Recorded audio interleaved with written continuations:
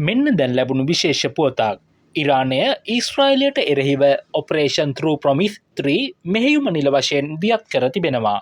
ඉරාන් හමුදා නිලධාරීන් 3 දෙනෙකු හා න්‍යෂ්ටික විද්‍යා ප්‍රවීණයන් 6 දෙනෙකු සමූහ ඝාතනය වීමත් න්‍යෂ්ටික බලාගාර කිහිපයකට එල්ල වූ දරුණු ප්‍රහාරවලට ප්‍රතිචාර වශයෙන් මෙම මෙහෙයුම ඉරාන විප්ලවීය හමුදාව විසින් ආරම්භ කර තිබෙනවා. යුද්ධය ආරම්භ කළේ ඔවුන් වන අතර අවසන් කරන්නේ අපි යනුවෙන් පණිවිඩයක් ඉරාන හමුදාව පළ කර තිබෙනවා. මේ වන විට සූසයිඩ් ඩ්‍රෝන යානා 200කට වැඩි ප්‍රමාණයක් ඉරාක සිරියා අහස් සීමා පසු කරමින් ඊශ්‍රායලයේ වෙත ළඟා වෙමින් පවතිනවා. ඊශ්‍රායල් හමුදා දැඩි අවධානයකින් සිටින අතර සියලුම පුද්ගල ඒකරාශී වීම තහනම් කර තිබෙනවා.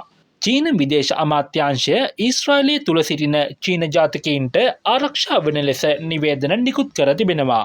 ඊශ්‍රායලයට මෑත ඉතිහාසය තුල එල්ලවන දරුණුම ප්‍රහාරය එල්ල විය හැකි බවට යුද විශ්ලේෂකයින් අදහස් දක්වා තිබෙනවා.